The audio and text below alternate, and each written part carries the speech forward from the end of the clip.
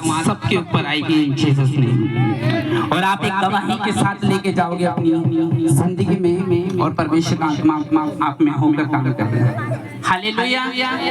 तो अपने बच्चों को डिस्टर्ब आप उनको रोकना ताकि वो डिस्टर्ब ना कर सके। ओके, दानियल 6 उसका 1 अध्याय निकालेंगे और ध्यान से बड़े इस वचन को सुनेंगे, पढ़ेंगे, समझेंगे ताकि परमेश्वर इस वचन के द्वारा हमसे बात कर सके। मेरा विश्वास है जब आप इस वचन को पढ़ोगे और सुनोगे आप आशीषित हो जाओगे।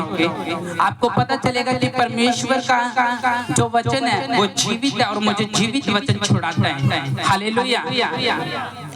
दानियल 6 उसका 1 निकालेंगे और मैं पढ़ूंगा और ध्यान से सुनना। दारा को ये अच्छा लगा कि अपने राज्य के ऊपर 120 ऐसे अधिपति ठहराए जो पूरे राज्य में अधिकार रखे। दारा एक राजा था। राजा ने ये तय किया कि मैं 120 अधिपति ठहराऊं जो मेरे राज्य में अधिकार रखे और उनके ऊपर 3 अध्यक्ष जिनमें से दानियल एक था। इसलिए ठहराए कि वे उन अधिपतियों से लेखा लिया करे। यानी राजा ने पहले अधिपति ठहराई 120, उसके बाद 3 अध्यक्ष ठहराए जिनमें दानियल एक था। ठहराए कि वे उन अधिपतियों से लेखा लिया करे, इस रीति से राजा की कुछ हानि ना होने पाए। जब ये देखा गया कि दानियल में उत्तम आत्मा रहती है तब उसको उन अध्यक्षों अधिपतियों से अधिक प्रतिष्ठा मिली। यानी जब राजा ने दानियल को देखा कि दानियल में उत्तम आत्मा रहती है तब उसको उन अध्यक्षों अधिपतियों से अधिक पोजीशन मिली, प्रतिष्ठा मिली। वरन राजा यह भी सोचता था कि उसको सारे राज्य के ऊपर अधिकार ठहराए। तब अध्यक्ष और अधिपति राज्य कार्य के विषय में दानियल के विरुद्ध दोष ढूंढने लगे, क्योंकि राजा दानियल को पसंद करने लगा था क्योंकि परमेश्वर का उत्तम आत्मा दानियल के अंदर था। इसलिए 4 में लिखा परंतु दानियल के विरुद्ध दोष ढूंढने लगे, परंतु वह विश्वास योग्य था। उसके काम में कोई भूल दोष न था और उसके काम में कोई भूल या दोष न निकला और ऐसा कोई अपराध या दोष न पा सके। तब वे लोग कहने लगे हम उस दानियल के परमेश्वर की व्यवस्था को छोड़ और किसी विषय में उसके विरुद्ध कोई दोष न पा सकेंगे। 6 में लिखा तब अध्यक्ष अधिपति राजा के पास उतावली से आए और उसे कहे, उन्होंने साजिश की, हे राजा दारा तू युग युग जीवित रहे। 7 में लिखे राजा के सारे अध्यक्षों ने, हाकिमों ने, अधिपतियों ने, न्यायियों ने, गवर्नरों ने आपस में सम्मति की। राजा ऐसी आज्ञा देगी, कड़ी आज्ञा निकाले कि 30 दिन जो कोई हे राजा तुझे छोड़ किसी मनुष्य या किसी देवता से विनती करे वह शेरों की मांद में डाला जाए। 8 में लिखा इसलिए अब हे राजा ऐसी आज्ञा दे इस पत्थर पर साइन कर जिससे ये बात मादियों फरंसियों अटल व्यवस्था के अनुसार बदली ना जा सके। 9 में लिखा तब दारा राजा ने उस आज्ञा पत्थर पर हस्ताक्षर यानी साइन कर दिया, हस्ताक्षर कर दिया। तब दानियल को मालूम हुआ कि उस पर हस्ताक्षर किया गया है। तब वह अपने घर में गया जिसकी उपरोठी कोठरियों की खिड़की यरूशलेम की ओर खुली रहती थी और अपनी रीति के अनुसार जैसे वे दिन में 3 बार अपने परमेश्वर के सामने घुटने टेक कर प्रार्थना धन्यवाद करता था वह वैसे ही तब भी करता रहा। तब उन पुरुषों ने उतावली से आकर दानियल को अपने परमेश्वर के सामने विनती करते गिड़गिड़ाते हुए पाया। वे राजा के पास जाकर उसकी राज आज्ञा के विषय में उसे कहने लगे, हे राजा क्या तूने ऐसे आज्ञा पत्र पर साइन नहीं किया था कि 30 दिन तक जो कोई तुझे छोड़ मनुष्य या देवता से विनती करेगा वह शेरों की मांद में डाल दिया जाएगा? राजा ने उत्तर दिया, हे हाँ मादियों फरंसियों की अटल व्यवस्था के अनुसार ये बात स्थित है। तब उन्होंने राजा से कहा, यहूदी बंदियों में से जो दानियल है उसने हे राजा ना तो तेरी तेरी ओर कुछ ध्यान दिया, ना तेरे साइन किए हुए आज्ञा पत्र की ओर वह दिन में 3 बार विनती किया करता है। ये सब सुनकर राजा बहुत उदास हुआ। दानियल को बचाने के उपाय से सोचने लगा। सूर्य के अस्त होने तक उसने बचाने का यत्न करता रहा। तब वह पुरुष राजा के पास उतावली से आकर कहने लगे, हे राजा, ये जान रखिए मादियों फरंसियों में ये है व्यवस्था है कि जो निश्चित आज्ञा या आज्ञा राजा ठहराए वह नहीं बदली जा सकती। तब राजा ने आज्ञा दी कि दानियल लाके शेरों के मांद में डाल दिया जाए। और उस समय राजा ने दानियल से कहा, तेरा परमेश्वर तुझे बचाए। सब बोलो आमीन। देखो लोगों ने साजिश की कि दानियल को राजा के सामने साजिश करके निकाल दिया जाएगा राजा के राज्य से और हम उसकी जगह राज्य करेंगे। बाइबल में लिखा राजा ने 120 अधिपति ठहराए और अधिपतियों के ऊपर 3 अध्यक्ष ठहराए और एक दानियल उन अध्यक्ष में से एक था। और दानियल की जो राजा को दानियल के अंदर पसंद था वो ये थी कि दानियल के अंदर परमेश्वर की उत्तम बुद्धि पाई जाती थी। वो प्रवीणता से भरा हुआ था, वो परमेश्वर के वचन से भरा हुआ था, वो दूसरे से ज्यादा होशियार था। इस वजह से राजा को दानियल अच्छा लगता था और दानियल राजा सोचता था कि इसको मैं पूरे देश पे राज्य ठहरा दूं। लेकिन कुछ लोगों को पसंद नहीं था कि वो राजा उससे इतना प्यार करता है, राजा उसकी बातों को सुनता है, राजा हर एक बात को उसको बताता है। उसको ये पसंद नहीं था। इसलिए बाइबल बताती है कि उसने साजिश की, उन्होंने साजिश की कि हम किस तरह से दानियल को गिरा सकेंगे, दानियल को राजा के घर से निकाल सकेंगे, शेरों के मान तक पहुंचा सकेंगे, उसको मौत दे सकेंगे। इसलिए उन्होंने आपस में प्लानिंग की। सब इकट्ठे हो गए, उस राज्य के गवर्नर, अधिपति, अध्यक्ष सब इकट्ठे हो गए और उन्होंने कहा कि हम राजा के पास जाएंगे और राजा से ये कहेंगे कि राजा, अगर तुझे छोड़ के कोई इंसान 30 दिन तक अगर किसी और को दंडवत करे, किसी और के सामने घुटने टेके, किसी और के सामने प्रार्थना करे, विनती करे, तो वो शेरों की मांद में डाल दिया जाए। और राजा ने उस बात पे साइन कर दिया, राजा ने उस पत्थर पे साइन कर दिया और उसने कहा हाँ ऐसा ही हो। और बाइबल में लिखा जब ये बात दानियल को मालूम हुई तो दानियल फिर से खिड़की की ओर देखने, फिर से जब दानियल को ये बात पता चला कि मौत निकल चुके, मौत का पैगाम निकल चुका है, लेकिन दानियल डरा नहीं। क्यों दानियल डरा नहीं? यरूशलेम की खिड़की की ओर फिर जाके प्रार्थना करने लगा घुटने टेककर। जैसे वो दिन में 3 बार प्रार्थना करता था, सुबह, शाम, दोपहर को वो प्रार्थना करता था। लेकिन जब ये बात मालूम हुई कि राजा ने ऐसी कोई आज्ञा निकाल दी है, दानियल को कोई परवाह नहीं थी इस बात की कि राजा ने क्या आज्ञा निकाली है, इस बात की कि लोगों ने मेरे खिलाफ क्या साजिश रची है, इस बात की कि मैं राजा के घर से निकाला जाऊंगा, मैं अपनी पोजीशन से निकाला जाऊंगा। दानियल को इस बात की कोई परवाह नहीं थी। वो खिड़की की ओर गया और प्रार्थना करने लगा घुटने टेककर और परमेश्वर का थैंक्स करा। लोगों ने कहा, हे राजा, क्या तूने आज्ञा नहीं दी थी कि तुझे छोड़ कोई दूसरे मनुष्य के सामने, किसी के भी सामने, किसी ईश्वर के सामने, उसके सामने घुटने नहीं टेकेगा, प्रार्थना नहीं करेगा? लेकिन दानियल ने तेरी बातों को नहीं माना। हालेलुया। उसने डिसीजन लिया। उस समय भी जब वो प्रार्थना कर रहा था, उस समय जब मौत निकल चुकी थी, दानियल ने डिसीजन लिया प्रार्थना करने का। उसके फैसले पे अपना फैसला सुनाने का दानियल ने फैसला लिया कि चाहे राजा मुझे मौत दे दे, चाहे मैं शेरों के मान में डाल दिया जाऊं, लेकिन मैं प्रार्थना करने से नहीं रुकूंगा। उसने डिसीजन लिया, वचन पे स्टैंड लिया।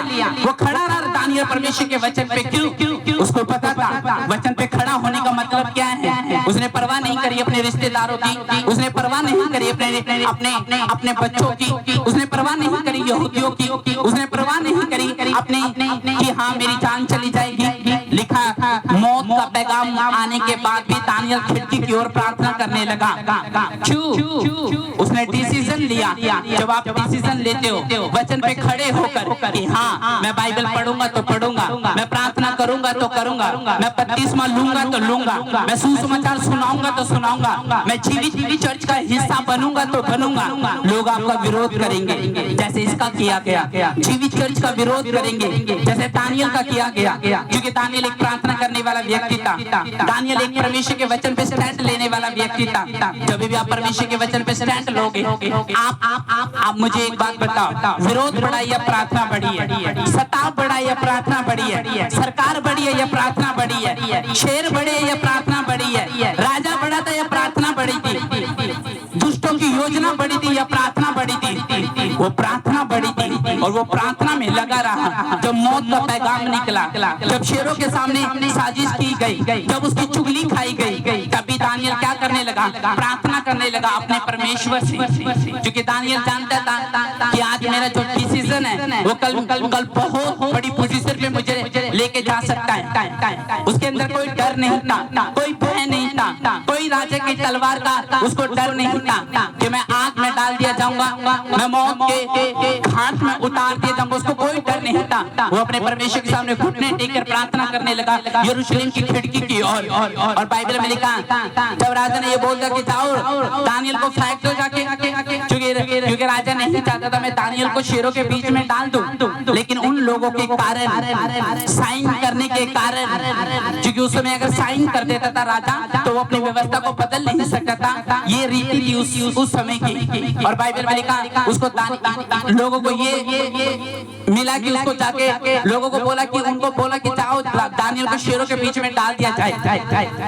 और बाइबल में लिखा, जब वो डिसीजन के कारण, जब वो वचन पे स्टैंड लेने के कारण, जब उसको दुख मिला, जब दानियल ने सोचा कि चलो मैं फिर भी प्रार्थना करता हूँ। आपके सामने अगर ऐसी कोई सिचुएशन है, आप कभी प्रार्थना करना नहीं छोड़, आप कभी प्रार्थना बंद कर दोगे, लेकिन दानियल ने प्रार्थना करने नहीं छोड़ी। सताव आया फिर भी प्रार्थना करने लगा, प्लान में फंस गया फिर भी प्रार्थना करने लगा, विरोध उठा फिर भी प्रार्थना करने लगा, परिवार की परवाह नहीं करी, बच्चों की परवाह नहीं करी, फ्यूचर की परवाह नहीं करी, जान की परवाह नहीं करी, फिर भी दानियल राजा के सामने कहता मैं तो प्रार्थना करूंगा। और छुपा के प्रार्थना नहीं करी कि चलो आज राजा ने ये संदेश निकाल दिया, थोड़े दिनों में गुप्त जगह प्रार्थना कर लूंगा, कमरों को बंद करके प्रार्थना कर लूंगा, लोगों के सामने नहीं आऊंगा। लेकिन वो दानियल एक ऐसा व्यक्ति था, जब उसको राजा ने आज्ञा दी कि कोई 30 दिन तक राजा को छोड़ किसी को दंडवत नहीं करेगा,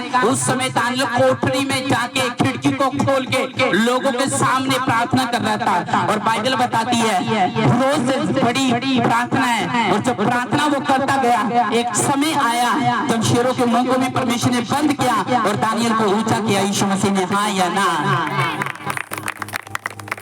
आपको स्टैंड लेना पड़ेगा परमेश्वर के वचन पे, चाहे लोग नाराज हो जाए लेकिन आप वचन पे खड़े रहोगे। चाहे आप जीवित चर्च के साथ जुड़े लेकिन वचन पे खड़े रहोगे कि हाँ मैं प्रार्थना करूंगा, मैं वचन पे खड़ा हूँ, हाँ मैं परमेश्वर के लिए टाइट होऊंगा, मैं वचन पे खड़ा हूँ, मैं पवित्रताई में चलूंगा पूरी तौर से, मैं वचन पे खड़ा हूँ, मैं सुसमाचार सुनाऊंगा, चाहे मुझे दुख उठाना पड़े मैं वचन पे खड़ा हूँ, चाहे मुझे खुद की मेहनत से स्पीकर लेके आने पड़े लेकिन मैं वचन पे खड़ा हूँ, चाहे मुझे अपनी पूरी मेहनत टेंट पे लगानी पड़े लेकिन मैं वचन पे खड़ा हूँ। और वचन पे खड़ा रहने वाला व्यक्ति चाहे अनपढ़ क्यों ना हो, परमेश्वर उसको इतनी बुद्धि देगा, उत्तम बुद्धि देगा कि वो पढ़े लिखे को गाइड कर रहा होगा यीशु मसीह के सामर्थ्य नाम में, वो दूसरे पास्टर को गाइड कर रहा होगा चर्च के बारे में यीशु मसीह के नाम में। आमीन। क्या आप डिसीजन ले सकते हो लोगों के सामने परमेश्वर को स्वीकार करने का, सड़क पे आने का, थैंक्स करने का, बाइबल पढ़ने का, फास्टिंग में जाने का, मेंटर के साथ खड़े और अड़े रहने का? उसने डिसीजन लिया कि मैं वचन को तोड़ूंगा नहीं, चाहे मुझे दुख उठाना पड़े, चाहे मुझे राजा मार दे, वो तलवार से नहीं डरा, घोड़ों से नहीं डरा, विरोधियों से नहीं डरा, सताव से नहीं डरा। उसके ब्लड में परमेश्वर का वचन था, वो ब्लड लाइन से छोड़ा पड़ा था परमेश्वर की। और इसलिए दानियल के अंदर उत्तम आत्मा समाती थी, उत्तम बुद्धि थी, उत्तम आत्मा थी, प्रवीणता से भरा हुआ था, परमेश्वर के विजन से भरा हुआ था, दर्शन से भरा हुआ था। इसलिए बाइबल में लिखा शेर के सामने डरा नहीं दानियल, कहता फेंक दो कोई प्रॉब्लम नहीं, लेकिन मैं किसी और के सामने घुटने नहीं टेकूंगा क्योंकि मैंने दिल और जान परमेश्वर को दे दी है और उसी पे कुर्बान होगा यीशु मसीह के नाम में। आमीन। हालेलुया। डिसीजन लिया उसने, स्टैंड लिया परमेश्वर के वचन पे। एक बात मुझे बताओ, क्या जादू टोना बड़ा है या प्रार्थना बड़ी है? बीमारी बड़ी है या प्रार्थना बड़ी है? सताव बड़ा है या प्रार्थना बड़ी है? कमजोरी बड़ी है या प्रार्थना? शैतान बड़ा है या प्रार्थना? माहौल बदल गया, हाँ या ना? जब उसने प्रार्थना करना नहीं छोड़ी, वो शेरों के सामने भी प्रार्थना करना नहीं छोड़ी उसने। राजा ने जब डिसीजन निकाला मौत का तब भी प्रार्थना करना नहीं छोड़ी। लोग घट हो गए तब भी उसने प्रार्थना करना नहीं छोड़ा। प्यार उसका घट नहीं हुआ। यहूदी लोग सब डर गए, सब डर गए, सब डर गए। लेकिन एक दानियल एक ऐसा व्यक्ति था जिसने अपने बच्चों की परवाह नहीं करी, जिसने अपने घर की परवाह नहीं करी, जिसने अपनी पोजीशन की परवाह नहीं करी, जिसने अपने पद के छीने जाने की परवाह नहीं करी। दानियल खड़ा रहा, अड़ा रहा। दूसरे के चेहरों से चिकने चेहरे दानियल के थे यीशु मसीह के नाम में, हाँ या ना? चिकने चेहरे थे दूसरे के अच्छे, जितने भी वो यहूदी लोग थे, शद्रक मेशक अबेदनगो थे, उसके साथी भी थे। सबसे ज्यादा उज्जवल, सबसे ज्यादा नूर और सबसे ज्यादा चिकना चेहरा जो था वो दानियल का हमेशा रहता था। क्यों? क्योंकि दानियल वचन पे खड़ा रहता था। लोग वचन से गिर जाते क्यों? जब दुख आ जाता है, जब परेशानी आता जाती है, कुछ अटैक होते हैं, जब लोग आपको भड़काते हैं, आप वचन पे पकड़ नहीं पाते वचन को। क्यों? क्योंकि आपको वचन से प्यार नहीं है। आपको परवाह तो ये है कि हाय मेरा रिश्तेदार मुझसे रूठ ना जाए, अगर मैं इसको चाय वाले को वचन सुनाऊंगा कहीं ये गुस्सा ना हो जाए, चाय देना बंद ना कर दे। अगर मैं अपने बॉस को प्रचार करूंगा कहीं ऐसा ना हो कि मुझे जॉब से निकाल दे। मैं अपने सरपंच को प्रचार करूंगा कहीं ऐसा ना हो मुझे गाँव से निकाल दे। मैं अगर अपने दोस्तों में प्रचार करूंगा कहीं ऐसा ना हो कि ये मेरी कमियों को लेकर मुझसे बात करे। जब आपकी गवाही खराब हो चुकी है फिर आप दूसरों को गवाही नहीं दे सकते। क्योंकि जिन लोगों के साथ आपने संसारिक बातें कर ली है, घूम लिया है, पूरे काम कर लिया, फिर उनके सामने प्रचार करने के लायक नहीं बने रहते। क्यों? क्योंकि आप वचन पे खड़े नहीं रहते। दानियल वचन पे खड़ा रहने वाला था, उसके अंदर डर की आत्मा काम नहीं कर पाई। लोग आज आपकी साजिश कर रहे हैं, लोग आज बड़े बड़े लोगों को इस्तेमाल करेंगे, आपकी जीवित चर्च को नफरत आपको गिराने के लिए बड़े बड़े लोगों को इस्तेमाल करेंगे। वो हवा को इस्तेमाल कर सकता है, वो आपको गिराने के लिए कहीं को इस्तेमाल कर सकता है, वो आपके चेलों को इस्तेमाल कर सकता है शैतान। जैसे उस समय देखो राजा के मुंह से शैतान ये निकलवाना चाहता था कि दानियल को अपने राज्य से निकाल दे और इसको मार दिया जाए। शेर के सामने जो हड़काई शेर थे उनके सामने शेर उनको मार के उसको खा जाए।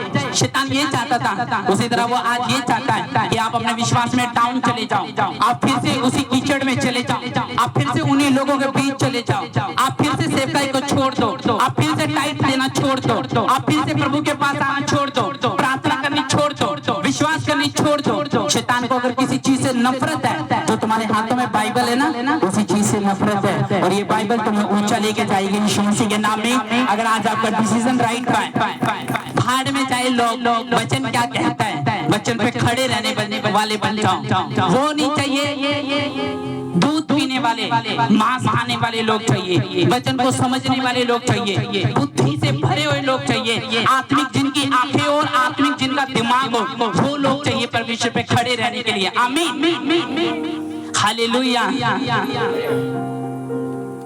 आपको डिसीजन लेना है कि लोगों की इच्छा पूरी करूं या परमेश्वर की इच्छा पूरी करूं, लोगों की आज्ञा मानो या परमेश्वर की आज्ञा मानो।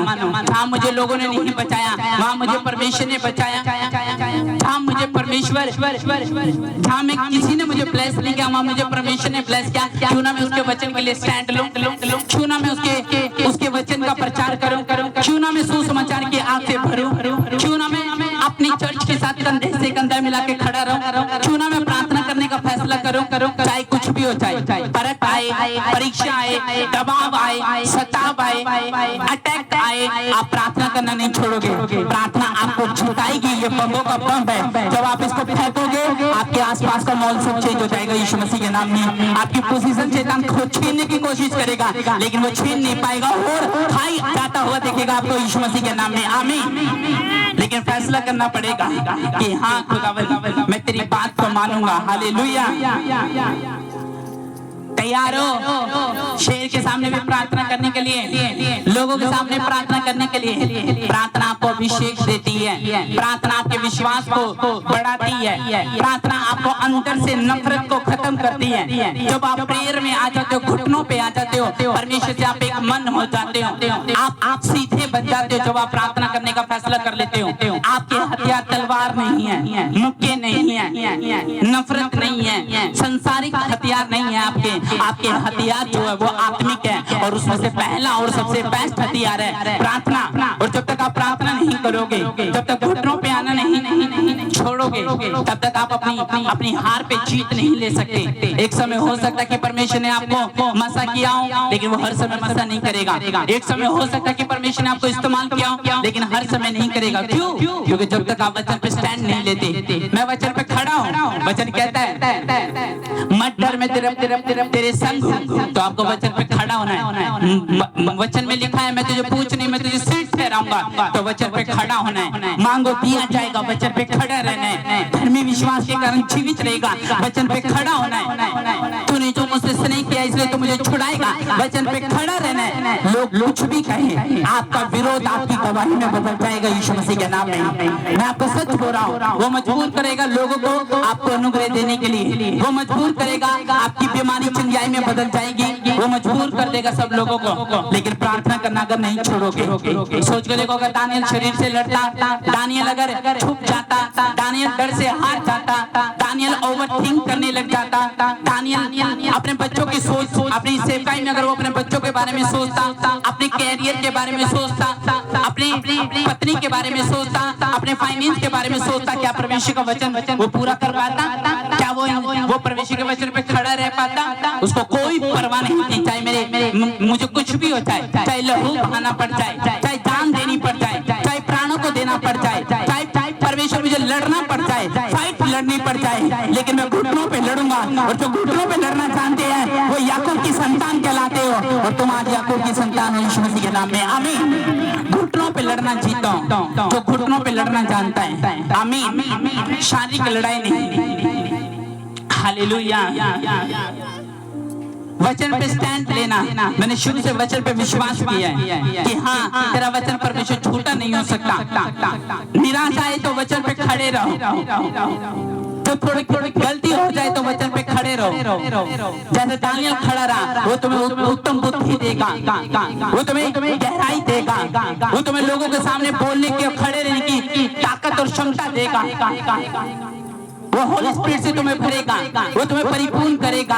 वो तुम चाहे आपकी उम्र जैसी मर्जी चुनाओ, लेकिन वो परमेश्वर ने कहा मैं तुझे उत्तम दूंगा, मैं तुझे उत्तम चीज दूंगा, उत्तम परिवार दूंगा, उत्तम सेहत दूंगा, उत्तम खेत दूंगा, उत्तम नगर दूंगा, उत्तम बच्चे दूंगा, उत्तम फैमिली दूंगा, उत्तम अन्न और जल दूंगा, उत्तम तुझे चंगाई दूंगा। तुझे किसी चीज से स्ट्रेस ना होगा यीशु मसीह के नाम में। आमीन। लेकिन वचन पे खड़ा रहना पड़ेगा।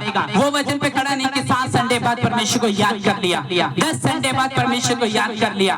वचन पे खड़ा होने का मतलब कि मैं हर समय वचन पे खड़ा हूँ, मैं हर समय वचन पे खड़ा रहूंगा। जब मैं पार्टियों में जाऊंगा तब भी वचन पे खड़ा हूँ, जब मैं फ्रेंड के बीच में जाऊंगा तब भी वचन पे खड़ा हूँ, जब मैं अपने लोगों से मिलूंगा तब भी वचन पे खड़ा हूँ। हालेलुया। 11 वचन पे खड़ा होने के लिए वो 3 समय प्रार्थना करता था। 3 समय खिड़की की ओर देखकर प्रार्थना करता था। उसके लिए कोई शादी नहीं थी, उसके लिए कोई पार्टी नहीं थी, उसके लिए कोई एंजॉय नहीं था, उसके लिए कोई क्रिसमस नहीं था, उसके लिए कोई रात और दिन नहीं थी, उसके लिए कोई शरीर की बीमारी नहीं थी, शरीर आलस नहीं था उसके अंदर। वो घुटनों पे प्रार्थना करना जानता था। वो हर समय कभी उसने ये डिसीजन था उसका 3 समय जाना तो जाना है, चाहे आंखों में नींद आ रही है, चाहे सोने का मन कर रहा है, चाहे काम करने के बाद मैं थक चुका हूँ, लेकिन वो 3 समय प्रार्थना में जाता था। वो घुटने टेक के प्रार्थना करता था। क्यों? वो जानता था कि मैं प्रार्थना के द्वारा बहुत ऊंचा किया जा सकता हूँ, प्रार्थना के द्वारा मेरा विश्वास डाउन नहीं जाएगा। हालेलुया।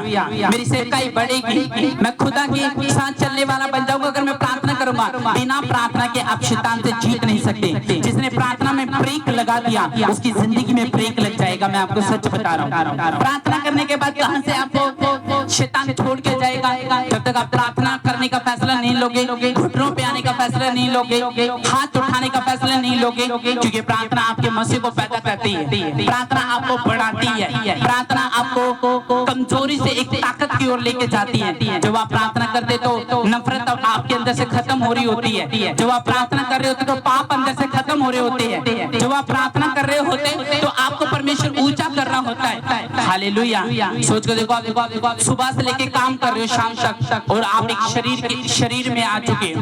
अब आप क्या कर रहे हो? सुबह आप अपने बॉस की सुन सुनी, लोगों की सुनी, काम किया और आप थक गए और रात को गए और आप खाना खाया, सो गए और आपने प्रार्थना नहीं करी, शैतान आपकी गवाही रात को मार के लेके जाते हैं। क्यों? क्योंकि आपने प्रार्थना नहीं करी। क्यों? क्योंकि आप शरीर में आपने फतेह कैसे फतेह पाते शरीर में आपने सीखा नहीं। इसलिए याद रखना, जो लोग प्रार्थना करने वाले विश्वासी हैं, जो लोग मसीह है, जो प्रार्थना करने के साथ चलते परमेश्वर की, वो कभी अपनी जिंदगी में मार नहीं खाते, कभी वो अपने स्ट्रेस में मरते नहीं, कभी उनकी मैरिज टूटती नहीं। जो लोग प्रार्थना करना चाहते हैं वो अपने श्रापों से बाहर आ सकते हैं। जो लोग प्रार्थना करना चाहते हैं वो अपने विरोधियों को शरीर से नहीं आत्मा से उत्तर दे सकते हैं। जो लोग प्रार्थना करना जानते हैं, प्रार्थना आपके पोस्ट को बदल सकती है, प्रार्थना अपने देश को बदल सकती है, प्रार्थना अपनी चर्च को ग्रो कर सकती है, प्रार्थना आपके चमत्कारों को बढ़ा सकती है, प्रार्थना आपके शरीर के वरदानों को बढ़ा सकती है, प्रार्थना आपको होली स्पिरिट से कनेक्ट कर सकती है, प्रार्थना से आप आसमान की चीजों को, स्वर्ग की चीजों को धरती पे उतार सकते हो। प्रार्थना करने से आपका नशे करने वाला पति बदल सकता है। प्रार्थना करने से आपके कुछ घर के बंधन, जीवन के बंधन, पर्सनल प्रॉब्लम, गुप्त बीमारी या गुप्त प्रॉब्लम से आप आजाद हो सकते हो। अगर आप प्रार्थना करने वाले आप व्यक्ति हो, जब आपकी प्रेयर खत्म है तो आपको कोई भी आके आपको डाउन कर सकता है, कोई भी आके आपको विश्वास से भटका सकता है, कोई भी आके आपको बैकस्लाइड कर सकता है। अगर आप वचन पे खड़े रहने वाले और प्रार्थना करने वाले व्यक्ति हो तो होली स्पिरिट आपके अंदर बैठा है, और अगर वो आपके अंदर बैठा है तो आपकी गवाही आसमान से आज उतरेगी यीशु मसीह के नाम में। आज आप अपनी गवाही को लेके जा रहे हो चर्च यीशु मसीह के नाम में। आमीन, हालेलुया। तैयार हो प्रार्थना करने के लिए? मुझे बताओ, तैयार हो? पहला, वचन को पढ़कर प्रार्थना करना है। अकेले परमेश्वर ये नहीं बोला सिर्फ प्रार्थना करनी है, परमेश्वर का वचन जानता था, उसका विवेक क्या कहता था दानियल का जब राजा उसके सामने था।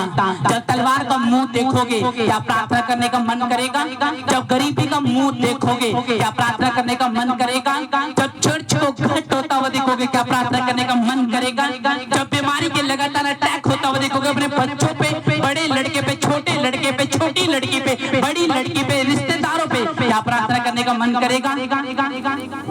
जब घर के लोन नहीं जाएंगे, किस्त से आजाद नहीं होंगे, क्या प्रार्थना करने का मन करेगा? नहीं करेगा। लेकिन परमेश्वर ने कहा, जिसने ब्रेक मार दी प्रार्थना में, उसने अपनी जिंदगी में ब्रेक मार दी, मसीहत में ब्रेक मार दी, लाइफ में ब्रेक मार दी। इसलिए उसने देखो उसको भी तो डर हो गया था, उसको भी तो पता चल गया था कि राजा को ये बात पता चल गई, उसको झुककर दंडवत करना पड़ेगा, घुटनों पे आना पड़ेगा और अपने परमेश्वर को त्याग कर 30 दिन देखो परमेश्वर से दूर रहने का बिल्कुल भी उसको ख्याल नहीं था। अगर 30 दिन वो टूट जाता, उसको पता था 30 दिन के अंदर वो परमेश्वर के दायरे से, टच से बाहर निकल जाता। दानियल इस बात को जानता था, लेकिन दानियल ने बोला नहीं परमेश्वर, चाहे मुझे मरने का फैसला करना पड़े, लेकिन मैं तेरे साथ तेरी हुजूरी से दूर नहीं जाऊंगा, तेरे मसीह से दूर नहीं जाऊंगा, विश्वास से दूर नहीं जाऊंगा। मैं बाइबल पढ़ूंगा, मैं मूसा की व्यवस्था तब भी पढ़ूंगा, मैं घुटनों तब भी टेकूंगा। कोई बात नहीं परमेश्वर, क्योंकि वो धरती के जीवन से अगर वो निराश हो जाता, धरती का जीवन अगर उसका चला जाता तो उसको पता था मुझे स्वर्ग में उत्तम जीवन और फलवंत जीवन और असरदार जीवन मिलने वाला है। और इस वजह से बाइबल में लिखा, जब उसने वचन पे स्टैंड लिया तो बाइबल में लिखा, जब वो शेर से निकाल के बाहर आया, जो विरोधी उसकी साजिश कर रहे थे उन्हीं को शेर को बीच में डाल दिया गया यीशु मसीह के नाम में। हाँ या ना? उन्हीं को शेर के बीच में डाल दिया गया और हल्का ही शेर खा गए उन लोगों को। दानियल को क्यों नहीं खाया? दानियल उस समय भी प्रार्थना कर रहा होगा कि परमेश्वर शेरों के मुंह को बंद कर। दानियल इमोशनल के साथ नहीं लड़ा, दानियल शरीर के साथ नहीं लड़ा, दानियल तू मैं करके नहीं लड़ा, दानियल अपने विरोधियों से गाली दे के नहीं लड़ा, पत्थर मार के नहीं लड़ा, वो प्रार्थना करके लड़ा। शेर से बाहर आया तब शेर के बीच में गया, तब उसने प्रार्थना करी। शेर के मान से बाहर आया तब उसने गवाही दी और प्रार्थना करी। जब ये डिसीजन लिया गया कि मार दिया जाए दानियल को, तब उसने प्रार्थना करना नहीं छोड़ी। आपकी प्रेयर वंडरफुल हथियार है इस दुनिया का आपके लिए। बाइबल कहती है जिन्होंने प्रेयर करी है उन्होंने अपनी सिचुएशन को शारीरिक तरीके से नहीं, आत्मिक तरीके से हैंडल किया है। आप प्रेयर वॉरियर हो, आप चाहे एक बुजुर्ग हो, चाहे आप एक जवान हो, चाहे आपकी शादी हो चुकी हो, लेकिन प्रेयर करना सबको परमेश्वर ने कहा अनिवार्य है। अगर आप घंटों बातें कर सकते हो, आप घंटों प्रेयर भी कर सकते हो। और जब मसीह आपके चेहरों पे आएगा, लोग आपको देखेंगे और आप कहेंगे, लोग आपकी बात को मानेंगे यीशु मसीह के नाम में। आप अपनी बात को हर जगह रखोगे, परमेश्वर लोगों को इस्तेमाल करके आपको फेवर देगा, टीचर को इस्तेमाल करके आपको फेवर देगा, बॉस को इस्तेमाल करके आपको फेवर देगा, बड़े अफसरों को इस्तेमाल करके आपको फेवर देगा, अगर आप प्रेयर करने वाले और वचन पे खड़े रहने वाले व्यक्ति हो। चाहे आप अनएजुकेटेड क्यों ना हो, चाहे आत्मा में आप अनएजुकेटेड क्यों ना, चाहे अभी आपका जन्म ही हुआ है, पहला दिन यहाँ पे बैठ आप यहाँ पे हो, लेकिन आपकी प्रेयर अगर आप कर रहे हो तो मैं आपको बता रहा हूँ, आपकी वो मुसीबत का आज नाम लेना, आज खुदा उसको घुटने टिका देगा यीशु मसीह के नाम में और आपको ब्लेस करेगा इन जीसस नेम। आमीन, हालेलुया। बहन थक जाती है, पति जी नशे छोड़ दो, बेटा नशे छोड़ दो, पापा नशे छोड़ दो, लेकिन वो छोड़ता नहीं। क्यों? आपने कभी उनके लिए प्रेयर नहीं करी। बेटा ये लालच करना छोड़ दो, चोरी करना छोड़ दो, आपने कभी उनको प्रेयर नहीं करी। आपने सिर्फ डंडों से उनको मारा, आपने सिर्फ उनको काउंसलिंग दी है, आपने कभी उनके लिए प्रार्थना नहीं करी। आप जिस चीज से सबसे ज्यादा दुखी हो, जिस चीज को देखो आप चिढ़ जाते हो, उसके लिए प्रार्थना करो। जो अभी बेदिमाग है, जो अभी परमेश्वर के आत्मिक वचन को जानता नहीं है, उसके लिए प्रार्थना करो। उसको तुम्हारी जरूरत है, उसको मेडिसिन दो। जब आप विनती और धन्यवाद करोगे, तब आप चैन और भक्ति के साथ जीवन बिता रहे होंगे, तब आप शांति के साथ जीवन को बिता रहे होंगे। आमीन। उसने लिया कि नहीं लिया फैसला? दानियल ने लिया कि नहीं लिया? क्यों लोगों ने उनका विरोध क्यों करा दानियल का? क्योंकि वो जीवित था, वो जीवित चर्च थी, वो जीवित परमेश्वर को मानता था, वो परमेश्वर से प्रार्थना करता था। लोग उसके पोजीशन से चैलेंज करते थे, लोग उसके पद से चिढ़ते थे कि हाय ये वर्शिप कर रहा है, मैं नहीं कर रहा हूँ, इसके हाथ में माइक है, मेरे हाथ में नहीं है, ये पुलपिट पे प्रचार कर रहा है, मैं भी करूंगा। क्यों? लोग गवाही देते अपनी जिंदगी की। एक टाइम था जब मेरी सेवकाई फलवंती, एक टाइम था जब मैं बहुत चमत्कार दिखाता था, एक टाइम था जब मैं पवित्रताई में चलता था, एक टाइम था जब मैं बहुत प्रार्थना करता था, एक टाइम था जब मैं पास्टर के साथ हर समय चलता था। लेकिन अब क्या हो गया? आप मेरी गवाही मर गई, आप मैं बच्चों में उलझ गया, आप मैं अपने बिजनेस में उलझ गया, आप मैं अपनी शेयर मार्केट में उलझ गया। इस वजह से मुझे परमेश्वर का वचन नहीं पता, इसलिए मैं वचन पे स्टैंड नहीं लिया, प्रार्थना छोड़ दी मैंने रास्ते में। जब मैंने दुख देखे, जब मेरी लाइफ में बेचैनी के अटैक हुए, डर के अटैक हुए, लोगों के अटैक हुए, बुआ भूपाओं के अटैक हुए, तब मैंने छोड़ दिया परमेश्वर को। क्यों? क्योंकि मैंने प्रार्थना नहीं करी। जब आप प्रेयर नहीं करोगे, कहां से मसा पैदा होगा, कहां से शैतान जाएगा, कहां से कंडीशन चेंज होगी, कहां से क्रिटिकल कंडीशन से बाहर आओगे? जब तक आप प्रेयर नहीं करोगे। यीशु मसीह जिंदगी बदलता है वो भी तब जब आप प्रेयर करते हो। सोच के देखो, आप कहीं जा रहे हो, आपके हाथ में, आप जंगल में जा रहे हो और आपके हाथ में तलवार नहीं है, झाड़ी आएगी, कांटे आएंगे, आपको चुभेंगे। क्यों? आप गए लेकिन आपने रास्ता साफ करने के लिए तलवार नहीं ली, फिर आपको कांटे भी लगेंगे, फिर आपको असर भी होगा, शरीर में कांटा भी चुभेगा। क्यों? क्योंकि आपने तलवार नहीं ली। उसी तरह आप आत्मिक जीवन में बढ़ रहे हो, आप स्वर की ओर आपका ध्यान है, आपकी सेवकाई की ओर आपका ध्यान है, लेकिन आप प्रेयर नहीं कर रहे हो। और अगर आप प्रेयर नहीं करोगे, आपको फुल स्टॉप लगा देगा शैतान, आपको स्टॉप कर देगा, आपकी ग्लोरी खा जाएगा, आपके परिवार को खा जाएगा और आपको पता भी नहीं चलेगा। दर्द से आजाद होना है। कभी आपने प्रार्थना नहीं करी पेट के दर्द के लिए, कभी आपने प्रार्थना नहीं करी अपनी चर्च के लिए, कभी अपने पास्टर के लिए प्रार्थना नहीं करी, कभी अपने देश के लिए, प्राइम मिनिस्टर के लिए आपने प्रार्थना नहीं करी। इस वजह से आपकी जिंदगी में प्रार्थना असर नहीं कर रही। जब तक आप प्रेयर नहीं करोगे, आप उस क्रिटिकल कंडीशन से कभी आजाद नहीं होंगे। जब तक आप प्रेयर नहीं करोगे, आपकी प्रेयर सुनी अनसुनी हो जाएगी जब तक आप प्रेयर नहीं करोगे। अगर आप फैसला करते हो प्रेयर करने का, मैं दानियल की तरह फैसला करता हूँ, प्रार्थना करूंगा, आत्मा में बढ़ूंगा, डर के सामने खड़ा रहूंगा, बीमारी के सामने खड़ा रहूंगा, मुझे परवाह नहीं मेरा फ्यूचर चला जाए, मुझे परवाह नहीं मेरा कुछ भी हो जाए, चाहे मुझे घटी में रहना पड़े, नाम धराइयों में रहना पड़े, अगर वचन पे खड़ा हूँ तो याद रखना, वचन पे खड़ा रहने वाला व्यक्ति, मैं बता रहा हूँ, कभी भी निराश नहीं होता। जैसे परमेश्वर ने दानियल को उत्तम किया, वो तुम्हें उत्तम करेगा यीशु मसीह के नाम में। तुम उत्तम होगे, तुम्हारे बच्चे उत्तम होगे। ये आशीष है आज पुलपिट से यीशु मसीह के नाम में। जो लोग हाँ और आमीन में चीख रहे और चिल्ला रहे आमीन में बोल रहे, खुदावन आज आपको उत्तम देगा, आमीन, उत्तम देगा परमेश्वर आपको। लेकिन कब? जब आप प्रेयर करोगे, जब आप घुटनों पे चुनोगे। याकूब को अगर बचना था अपने भाई एसाव से, तो बाइबल में लिखा उसने घुटनों पे प्रार्थना करी। और वचन कहता है मत्ती में, अपने द्वार को बंद करो, अपने पिता से घुटनों में प्रार्थना कर, तब तेरा पिता तुझे देखेगा और तुझको प्रतिफल देगा।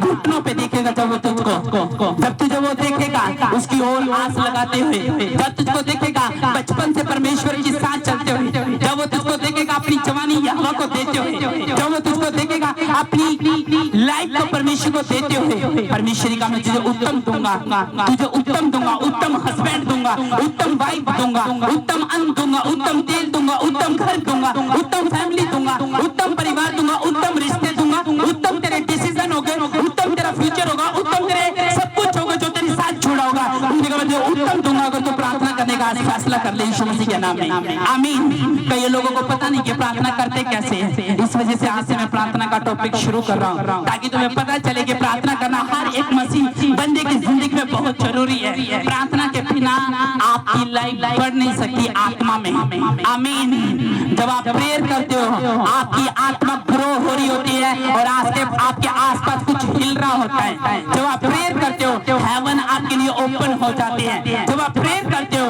दूत आपकी अगुवाई के लिए भेज दिए जाते हैं स्वर्ग से। जब आप प्रेयर करते हो आपकी कंडीशन एक गवाही का रूप लेना शुरू कर देती है यीशु मसीह के नाम में, आमीन। जब आप प्रेयर करते हो, हालेलुया। तैयार हो प्रेयर करने के लिए? तैयार हो कि नहीं? जहाँ खड़ा रहना पड़े वहाँ शरीर में खड़े हो जाओ, जहाँ आत्मा से फाइट लड़नी पड़े वहाँ पे फाइट लड़ो।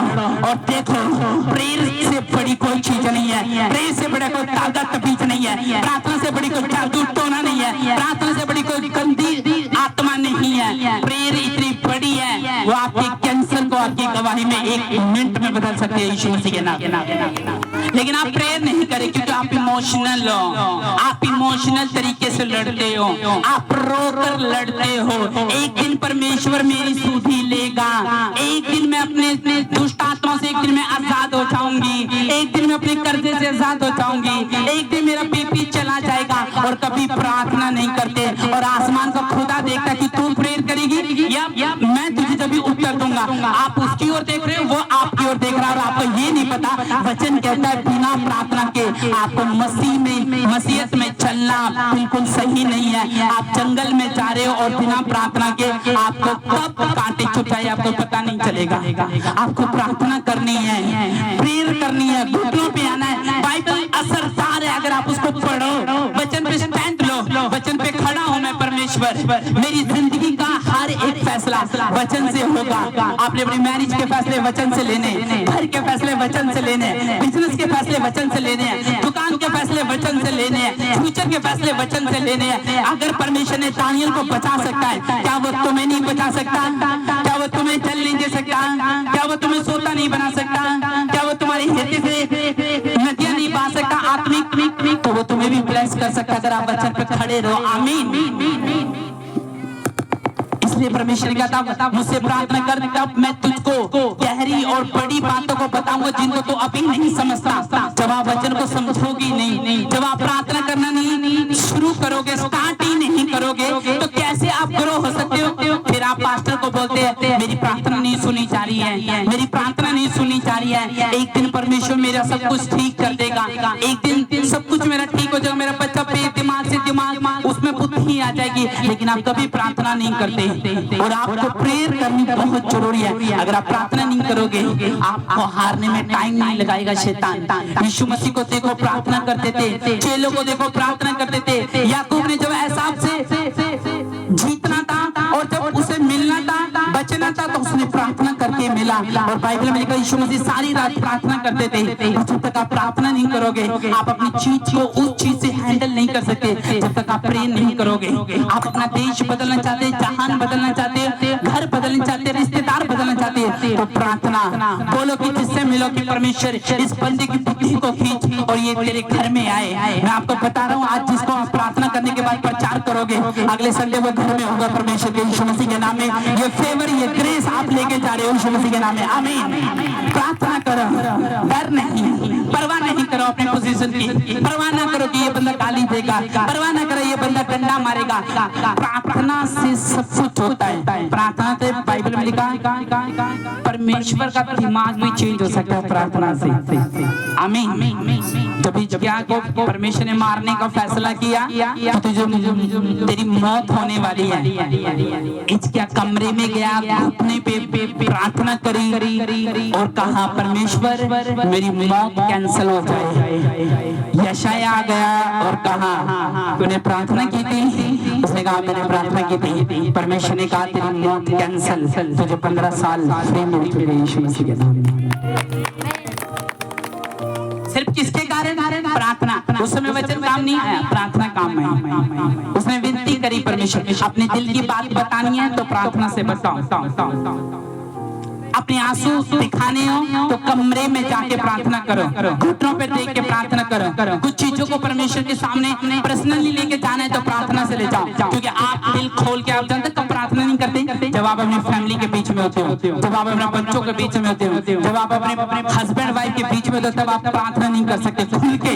हाँ ये कर सकते हो, धन्यवाद परमेश्वर, धन्यवाद धन्यवाद धन्यवाद, पवित्र दिल की बात अंदर अंदर हिलना चाहिए। अंदर और अंदर कब हिलता है? जब कमरे में होती है, जब कोई नहीं होता, चहल पहल करने वाला कोई नहीं, कोई टीवी नहीं, कोई फोन नहीं, कोई भाई नहीं, कोई बहन नहीं, कोई तू मैं नहीं। प्रार्थना। और जब आप बाहर आते हो आपके चेहरे चिकने नजर आते हैं यीशु मसीह के नाम में। लगता है कि आपने प्रार्थना करी है यीशु मसीह के नाम में। और जब आपके सामने कुछ बकरियां घूम रही होती है, तितलियां घूम रही होती है, कभी दरवाजे खुल रहे हैं, कभी टीवी खुल रहा है, कभी बच्चे फोन चला रहे, कभी गेम खेल रहे, कहाँ आपको परमेश्वर की आवाज आएगी। हालेलुया। आपको प्रेयर रूम में जाके अकेले में प्रार्थना करनी है। और जब तक आप प्रे नहीं करोगे आपकी दिल की कुछ भावनाएं हैं जो आप अपने अंदर ही अंदर लेके घुट रहे होंगे।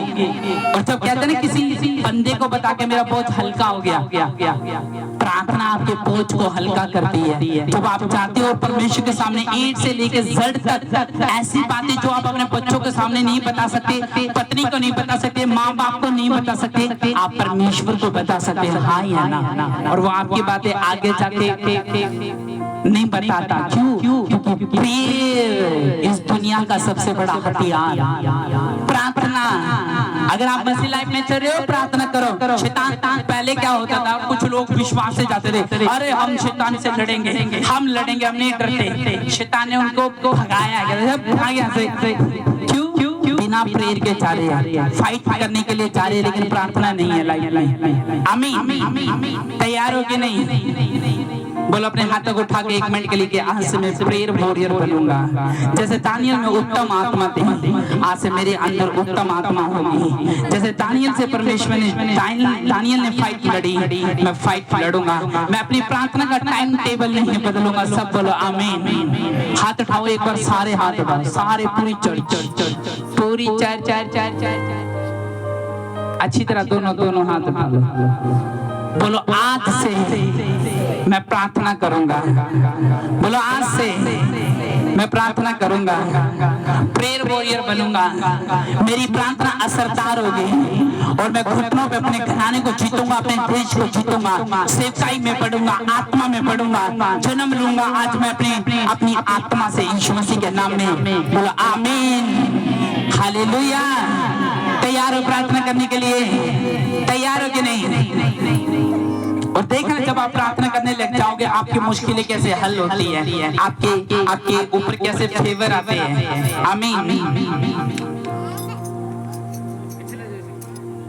जब ये बात लोगों को पता चले कि दानियल प्रार्थना करता है तब ये बात आपको लोगों को पता चलती कि आप चर्च जा रहे हो, आपने बपतिस्मा ले लिया है, आपने प्रभु यीशु मसीह को कबूल कर लिया है, लोग आपका विरोध करना शुरू कर देती है, और जितना विरोध होगा आप उतना बढ़ते जाओगे यीशु मसीह के नाम में। आमीन। बढ़ोगे कि नहीं बढ़ोगे? आज बढ़ने का दिन और पावर लेने का दिन है यीशु मसीह के नाम में। हासिल करके जाओगे आप आज अपनी गवाहियों को यीशु मसीह के नाम में। आमीन। तैयार हो कि नहीं?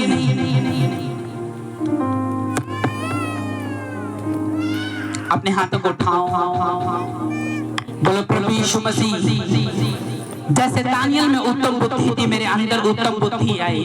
जैसे दानियल वचन पे खड़ा रहा, शेरों के बीच में जब उसको डाल दिया गया तो उसने राजा को कहा, हे राजा, तेरा परमेश्वर, मेरा परमेश्वर जो जीवित है, उसने मुझे तेरे शेरों से बचा लिया, मार से बचा लिया, मरने से बचा लिया, गिरने से बचा लिया।